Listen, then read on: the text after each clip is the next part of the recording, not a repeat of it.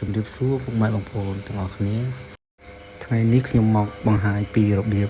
បំពាក់ថង់ក្របចានការពារទឹកភ្លៀងកុំឲ្យចូលជាប់បាទជាដំបូងយើងយក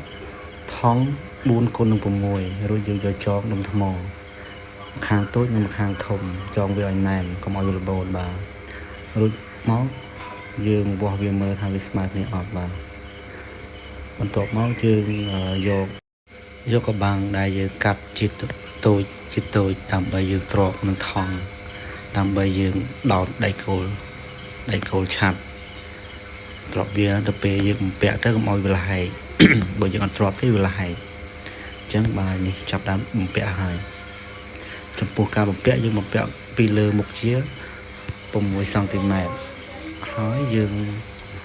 បត់មកចំហៀងនេះហើយយើង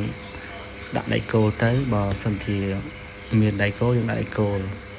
បើសិនជាអត់ដៃគោលយើងមានមេកឹបយើងកឹបនឹងមេកឹបក្របកឹបបាទនេះយើងមកបំពាក់រួចរាល់ហើយបាទឃើញថាស្អាតទៅពេលបំពាក់ទៅទោះជាភ្លៀងប៉ុណ្ណាក៏វាអត់ចូលដែរបើសិនជាបងប្អូនណាមានចំការកៅស៊ូអាចអនុវត្តធ្វើបែបនេះបានដែរវាងាយស្រួលការពារជ័ររបស់យើង